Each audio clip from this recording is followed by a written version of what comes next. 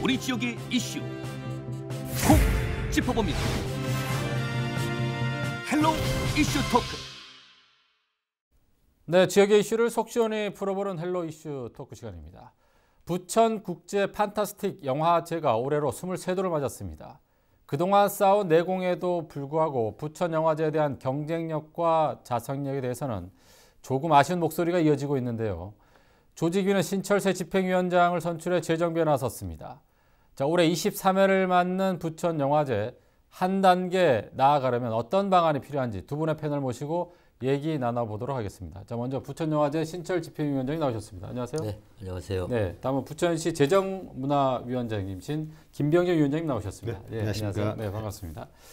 자, 먼저 신철 위원장님, 지난 9월 있죠. 취임을 하시고 이제 6개월 정도 지났는데 굉장히 바쁜 일정을 보내고 계실 거라 생각이 됩니다. 저희가 몇 번 섭외를 하려고 했는데 뭐 해외 출장 여러 가지 바쁘셔서 이제 오늘이야 이렇게 섭외를 하게 됐습니다. 자, 올해 영화제 어떻게 지금 준비하고 계시나요?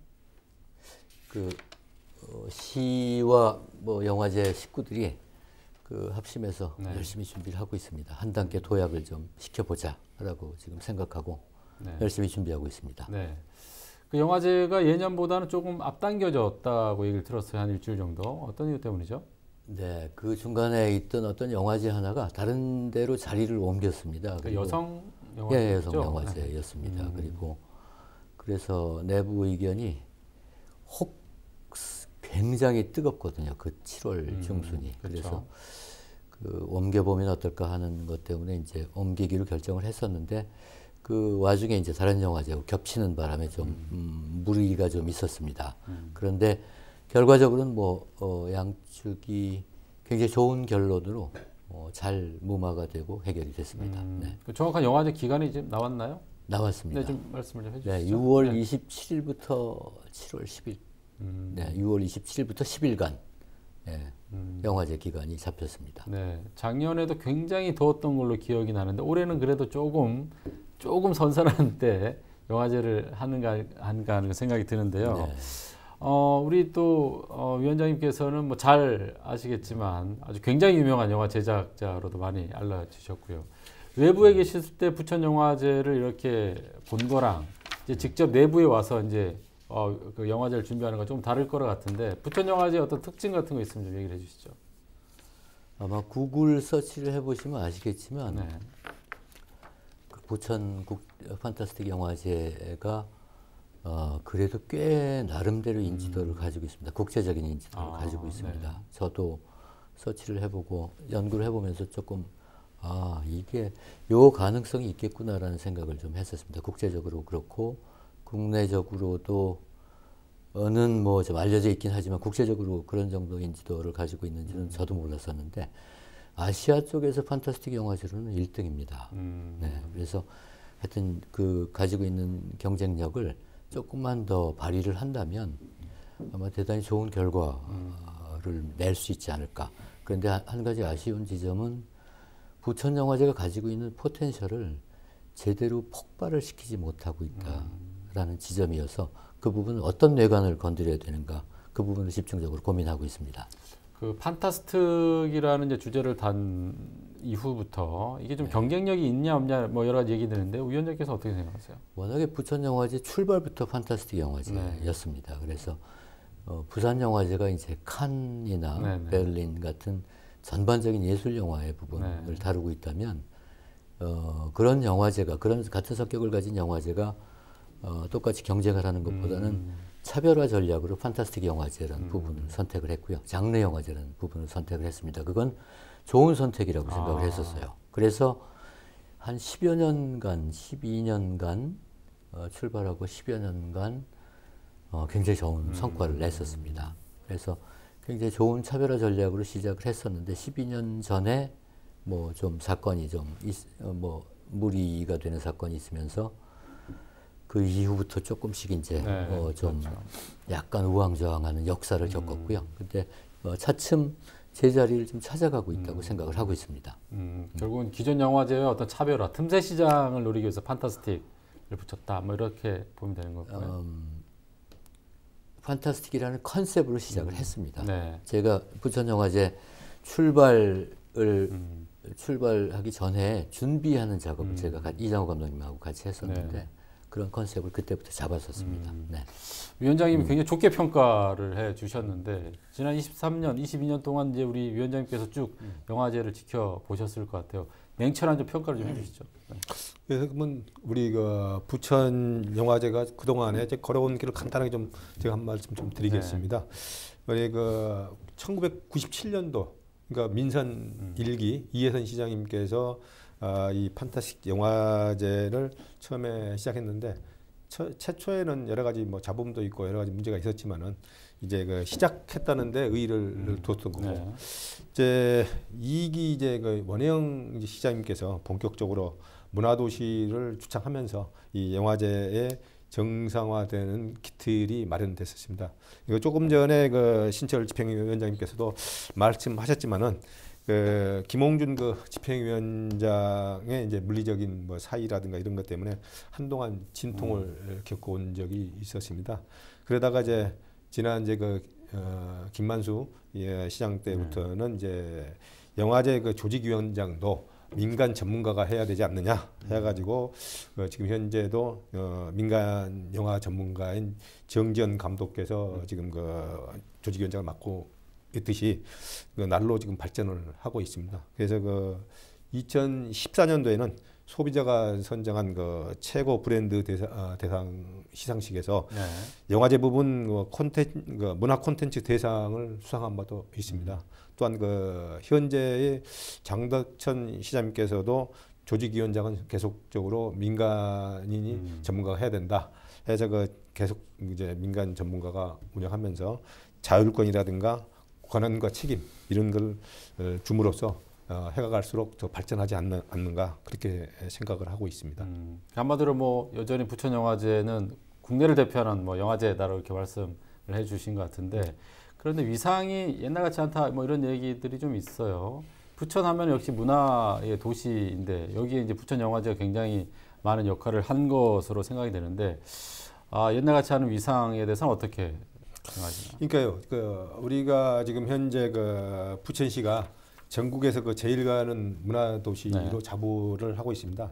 그런 부분에 있어서는 그 우리 부천에는 그 부천 필하모니 오케스트라가 있고 부천 국제 만화 축제가 있고 부천 국제 애니메이션 페스티벌이 있습니다. 이거하고 함께 이제 부천 국제 판타스틱 영화제가 큰 그 문화 도시로서의 역할을 좀 충실히 하고 있다고 생각하고 있습니다. 근데 이제 현재 제가 이제 여기 나오기 전에 한번 쭉 조사를 해봤더니 영화제가 한 130개 이상이 지금 개최가 되고 있더라고요. 우리 국내에서. 그래서 이제 우리가 지금 아까 신철 집행위원장님께서 말씀하셨지만은 장르 영화, 판타스틱이라는 장르 영화제의 좀 한계는 좀 있는 것 같습니다.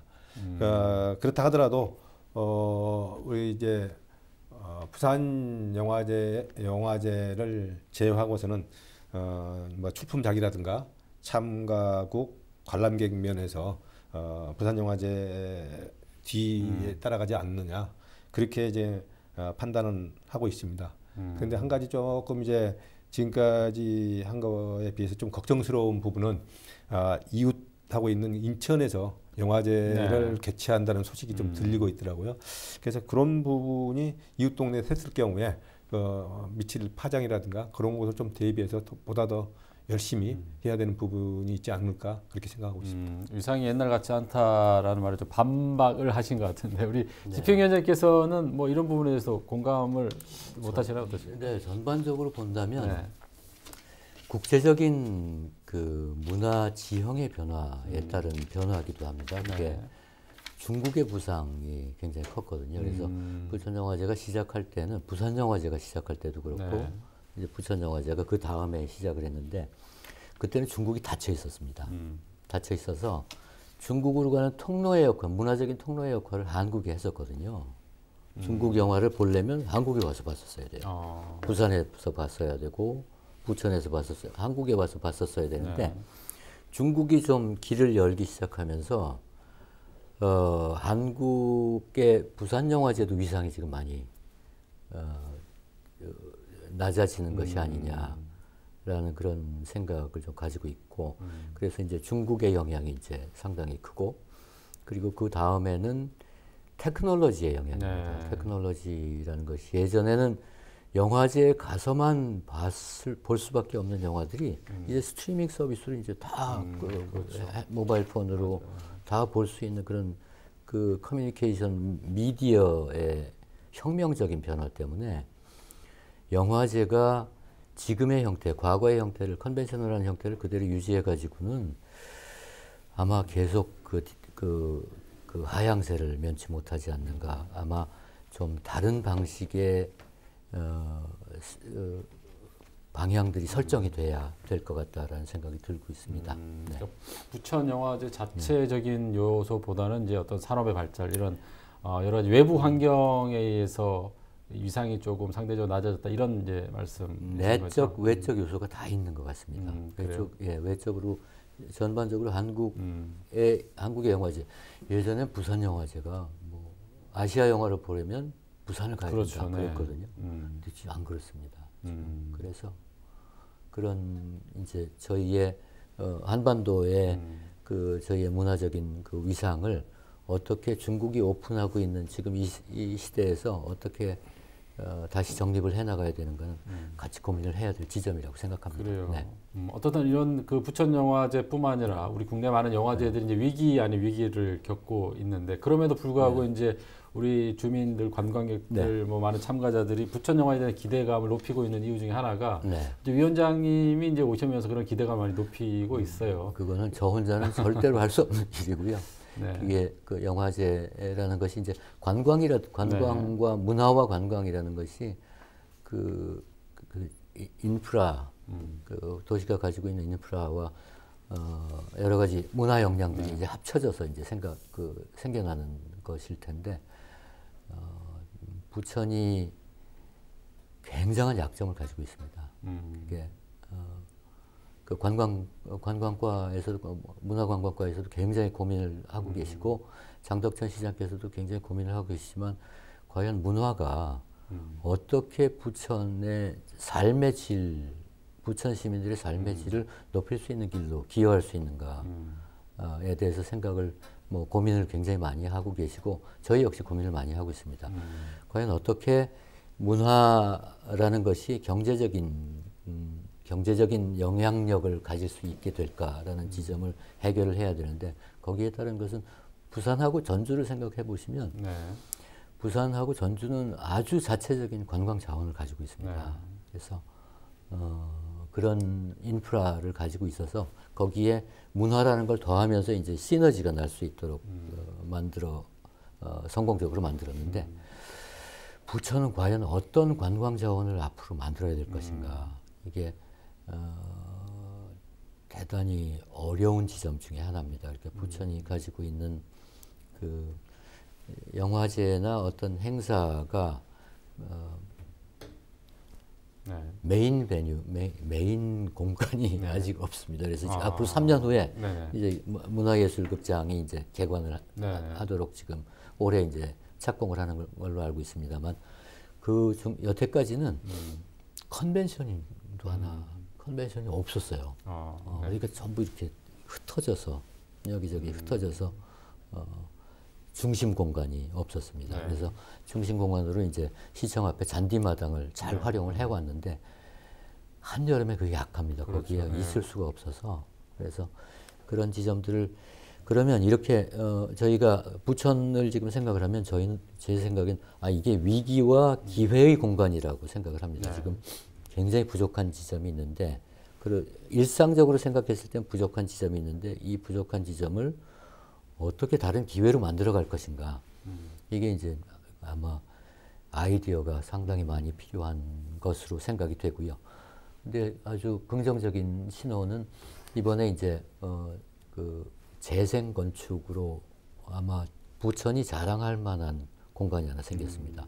B39라고 쓰레기 소각장이었거든요. 쓰레기 소각장이었는데 그걸 이제 몇 년에 걸친 그 노력 끝에 B39라는 공간으로 재탄생을 시켰는데 정말 자랑스러울 만한 공간이 됐습니다. 그래서 그런 것들이 생기면서 그게 이제 쓰레기 소각장이었지만 이게 문화로 다시 이제 꽃 피어나는 그런 시초를 본 것 같아서 굉장히 긍정적으로 생각을 하고 있습니다. 네.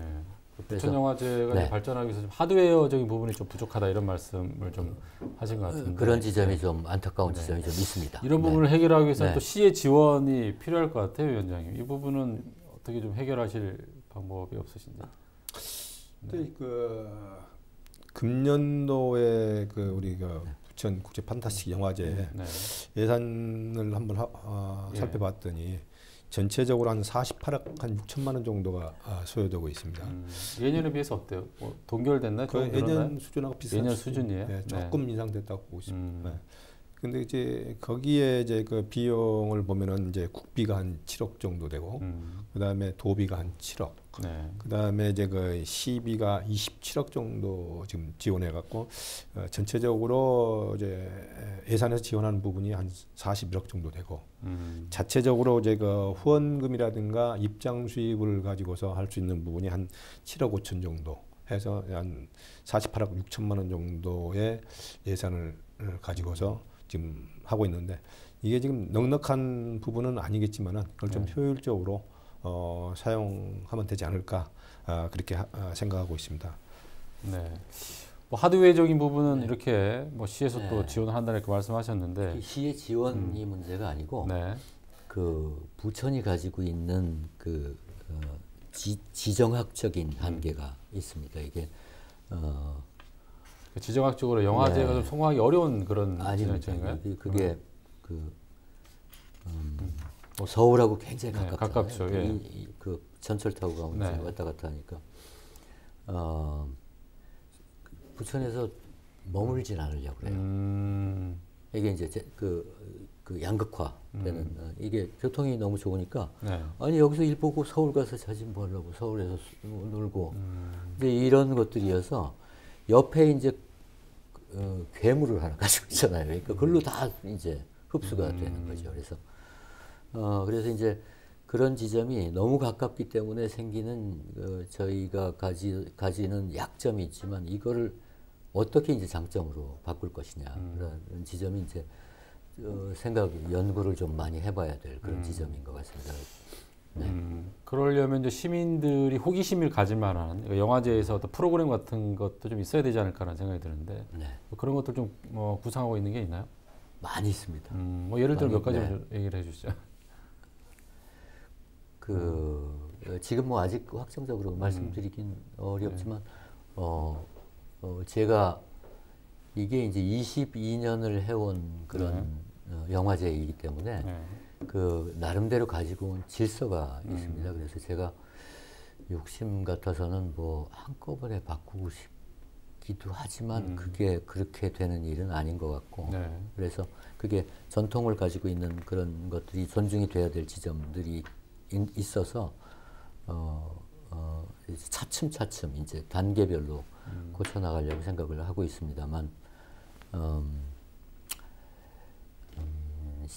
영화제라는 것이 결국은 두 가지 목표를 가지고 있습니다. 하나는 그 영화의 축제이기도 하고 그리고 영화제가 커뮤니티에 얼마나 기여를 할 것이냐 이 두 가지 목표를 어느 영화제든지 가지고 있는데 이 커뮤니티에 대한 봉사, 커뮤니티에 대한 기여에 대한 부분이 가장 지적하기가 뭐 쉬운 부분이기도 하지만 반드시 이제 생각해야 되는 부분이어서 지적을 많이 당합니다. 늘. 그래서 부천시에 기여하고 있는 바가 뭐냐, 부천 시민들을 즐겁게 해야 되는데 영화제의 정체성이 부천 시민들이 좋아하는 분야와 맞지 않다. 뭐 이런 여러 가지 이제 요소들이 있을 텐데 그런 부분들이 차츰차츰 맞춰가야 될 부분이라고 생각을 하고 있습니다. 그런 긍정적인 부분, 뭐 부정적인 부분, 감론을박이 있을 수는 있지만 그래도 부천을 알리는 데 가장 큰 기여했던 게 영화제가 큰 몫을 하지 않았나 뭐 이런 생각이 드는데요. 네, 부천 영화제 부천 문화도시 부천의 역사를 보면 그 전에 부천이 굉장히 안 좋은 이미지를 좀 가지고 있었습니다. 그렇죠. 그래서 그런 것들이 문화도시라는 선언을 하고 그쪽으로 발전해 오면서 굉장히 많은 부분이 순화되고 좋은 지점으로 바뀐 것 같습니다. 그래서 조금 더 앞으로 이제 그게 1단계라고 생각을 한다면 2단계로는 과연 어떤 삶의 질, 부천 시민들의 삶의 질과 경제에 어떤 긍정적인 영향을 줄 수 있는가를 집중적으로 연구를 좀 해야 될 것 같습니다. 그래요. 그래서 부천 영화제의 그 재정 자립도를 높여야 된다, 뭐 이런 얘기가 의회에서 많이 나왔는데, 이건 조금 이제 영화제 측에서 조금 아픈 부분일 수도 있어요. 위원장께서 이 부분에 대해서 어떻게 생각하시나요? 그래서 지금 보니까는 부산 영화제가 아마 재정 자립도가 한 30.1% 정도 되고 전주 영화제가 23.4% 정도 되는 데 비해서 우리 부천 영화제가 지금 지적하신 대로 한 18.5%로 해서 그 재정 자립도가 조금 약한 편입니다. 그래서 이런 부분을 조금 경쟁력을 올리기 위해서는 우리 그 부천 관내만 치중할 게 아니고 좀 그 국내 전체적으로 유수의 기업을 좀 후원사로 좀 그 모집을 해야 될 것 같고, 그리고 이제 고액 후원자뿐만 아니라 소규모 후원자, 그러니까 일반적으로 얘기하면 개미군단이라고 보통 얘기하지 않습니까? 일반적인 개미군단을 좀 많이 모집해 가지고 그 사람들이 후원금도 내고 영화도 볼 수 있는, 그러면 그 영화 팬들이 많이 늘어나서 이런 부분이 조금 더 활성화된다면은 자립도가 더 올라가지 않을까 해서 그런 부분에 좀 신경을 많이 써야 될 것 같습니다. 네, 재정 자립도에 대한 입장 우리 위원장께서 어떻게 생각하세요? 조금 높여야 된다. 스스로 이제 경쟁력을 키워야 된다는 얘기인데, 조금 어깨가 무거우실 것 같아요. 제가 이 영화제를 한번 그런 얘기가 왔을 때 전 못한다고 얘기를 했었습니다. 그러니까 왜 그랬냐면 제가 영화제를 싫어하는 사람입니다. 영화제 별로 안 좋아하는 사람이어서. 근데 얘기를 이제 쭉 하다 보니까 그래, 그러면 영화제를 별로 안 좋아하는, 내가 좋아하는 영화제라면 부천 시민들도 좋아하겠구나. 그래서 그거를 제가 좀 이게 좀 부정적으로 생각하고 있는 부분을 바꿔 나가보자라고 생각을 하면서 좀 수락을 했었습니다만, 언제나 뭐 시민들의 부담을 덜어야 되는 것, 경제적인 부담, 시의 경제적인 부담을 덜어야 되는 것은 뭐 반드시 뭐 가장 중요한 사실이고요. 그 자립도를 높여가야 된다는 건 사실입니다. 그래서 그쪽으로 아까 위원장님께서 말씀하셨던 그 여러 가지 확장의 모델들을 지금 시험해 보고 있습니다. 그래서 실질적으로 노력을 하고 있고요.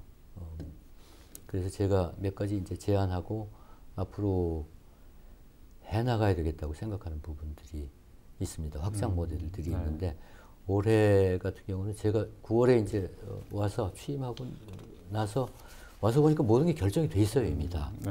결정이 돼 있어서 그 안에서 결정이 돼 있는 그 범위 안에서 제가 할 수 있는 일들을 노력을 하고 1단계, 2단계에 걸쳐서 몇 단계에 걸쳐서 말씀하신 재정 자립도와 확장, 이 부분에 기틀을 좀 마련을 해보려고 하고 있습니다. 어떻든 그 부천 영화제는 이제 문화도시의 그 부천을 이렇게 조금 외부에 많이 알리는 데 역할을 할 건 사실이거든요. 그래서 이제 문화도시로서의 부천이 더 크기 위해서는 컨텐츠 산업의 활성화가 필요하다, 이런 얘기들이 있거든요. 자, 이 측면에서 부천 영화제에 어떤 역할을 기대하세요? 아마 금년이 그 우리 한국 영화가 탄생한 지 100주년이 되는 해라고 생각을 하고 있습니다. 그래서 그 미래 100년을 대비해서 하여튼 그 여러 가지로 해야 될 일이 많이 있겠지만은, 이번에 보니까는 그 신철 집행위원장님이 오셔가지고 준비하는 과정을 보니까 로봇 산업을 한번 이번에 아마 로봇을 도입해가지고 하는 독창적인 것을 이제 개발을 하고 계시고 하는데, 그런 부분을 프로그램하고 연계시키고, 그 다음에 조금 전에 말씀드렸지만은 그 한국 영화 100년을 맞이해가지고 중앙정부에서 국립영화박물관을 지금 건립하려고 생각을 하고 있는데, 그런 부분을 우리 부천시에 있는 영상문화단지로 유치를 하면은 상당히 그러한 인프라라든가 그런 게 확보되지 않을까 생각하고 있습니다.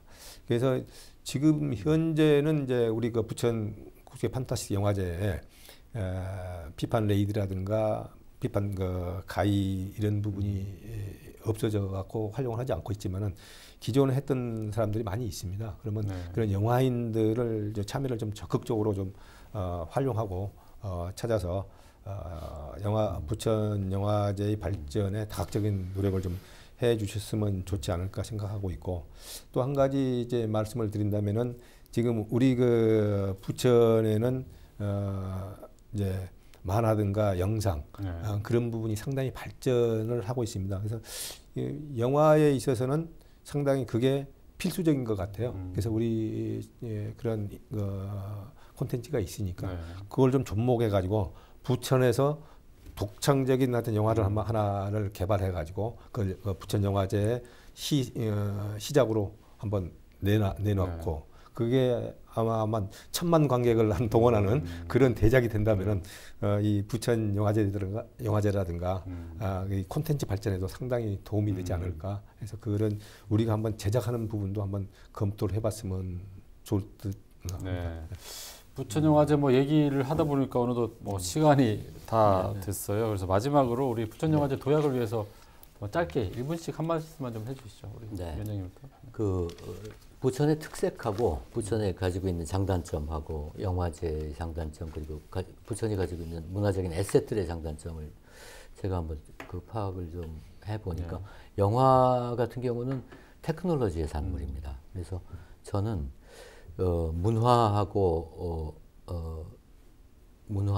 부천이 문화와 테크놀로지를 같이 수용하는 도시가 되면 정말 좋겠다고 생각을 하고 그 생각을 조금씩 영화제를 통해서 보여가는 길을 좀 선택을 해보려고 하고 있습니다. 곧 이제 컴퓨터 발전 속도나 이런 것들이 엄청나게 빨라지고 있고 기하급수적인 발전을 하고 있고 곧 이제 특이점이 다가오는 AI의 문제라든지 이런 것들이 영상 문화에 엄청나게 큰 영향을 미치거든요. 그러니까 이제 5G 이제 내년부터 또 서비스가 되면서 그 영상의 그 미디어의 변화라는 거 엄청나게 커질 텐데 거기에 대응하는 중심 도시가 좀 됐으면 좋겠다. 부천이. 네, 알겠습니다.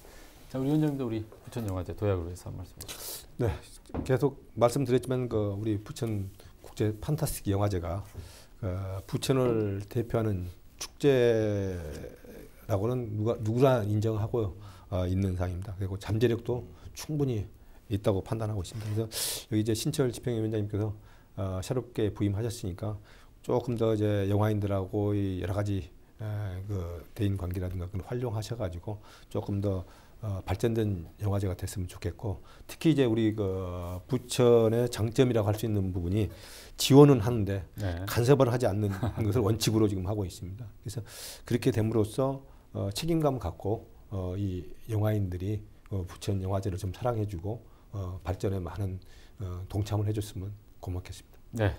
자, 앞으로 부천 판타스틱 영화제가 아주 국제적으로 유명한 영화제로 발돋움할 수 있도록 두 분의 노력 많은 부탁드립니다. 오늘 말씀 두 분 감사합니다. 네, 감사합니다. 자, 헬로 이슈 토크 오늘은 부천 판타스틱 영화제에 대해서 이야기 나눠봤습니다.